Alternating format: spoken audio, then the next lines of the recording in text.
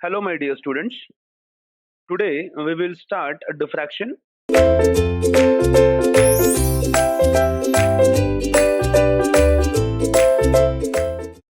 So, basically, a diffraction is what? Diffraction is a phenomenon which is based on the light, or it is happened due to the light. Now, see, before diffraction, we'll see what is light. So, see, light, the basic or the definition of light is what? Light is an electromagnetic radiation. It is what? Electromagnetic radiation. So that is what light is. Now, basically, we know that light has a dual nature. So it behaves like a wave as well as particle. So before that, we know that Newton suggested a corpuscular theory. According to Newton, light travels in the form of particles, and we have basic terms which are related to the particle nature. And then later on, hygiene, he proved that light travels in the form of wave. Now, as far as we all know that light has a dual nature, it behaves as a wave as well as a particle, and particle nature we called it as a photon. So we say that light travels in the form of photons, that is a particle nature. And now see, there are some cases or some phenomenon where wave nature dominate the particle nature. So for example, we know that it is interference.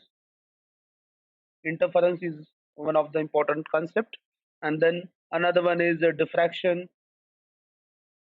Then we have polarization and a rest of the phenomenon in which light or the wave nature of light, it dominates the particle nature.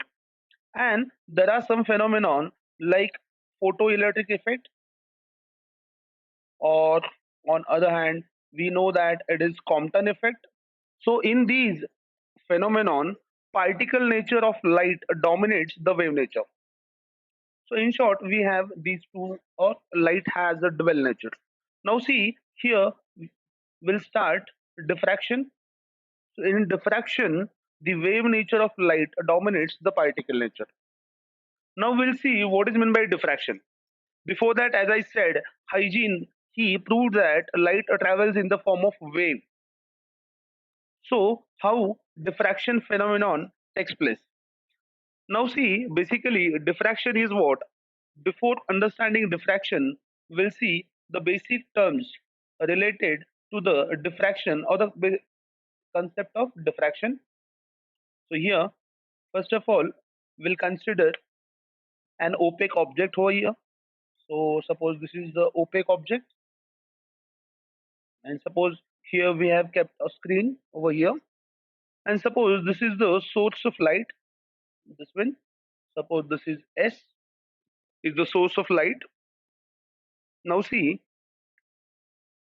as light will travel or it will propagate in all possible directions, so ultimately this light will fall onto this opaque object. As we all know that light will not be passed through an opaque object, so because of that, here we'll get the rays will be like this one.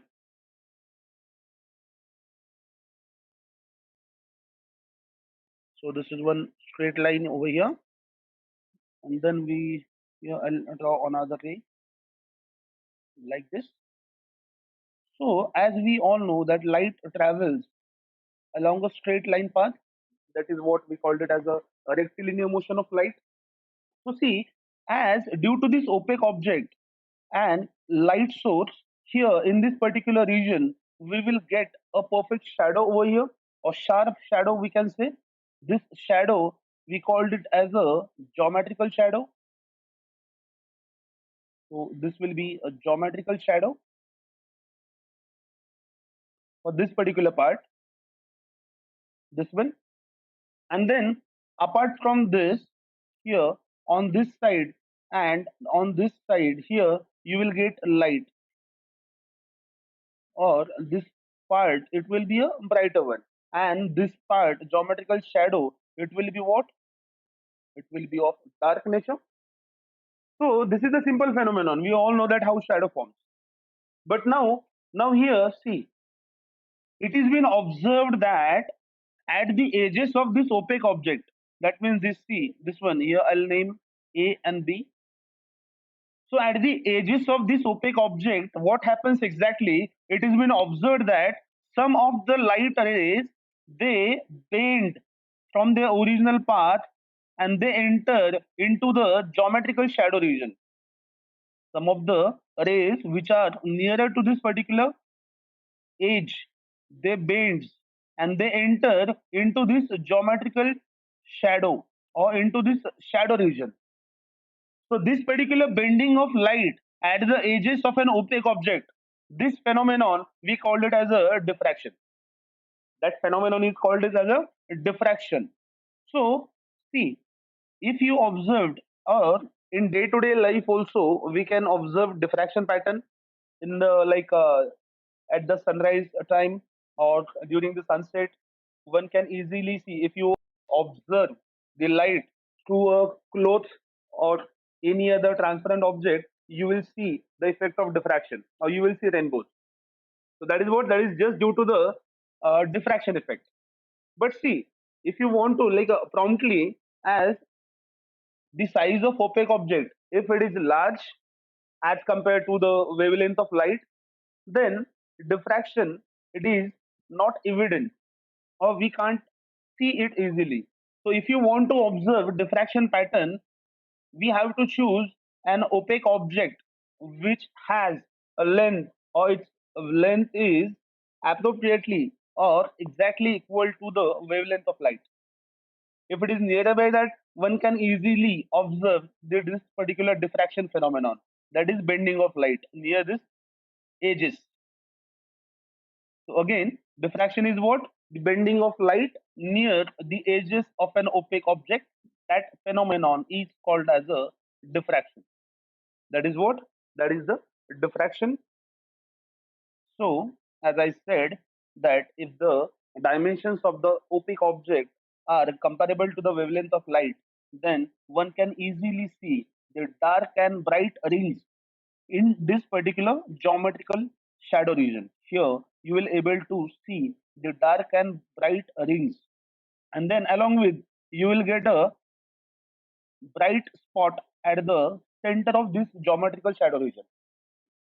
So this particular behavior of light, it cannot be explained on the basis of rectilinear motion, because according to that, light has to travel along the straight line. So here, whenever we consider that light bends near the object, then one can easily explain this particular dark and bright rings along with this brightest spot at the center.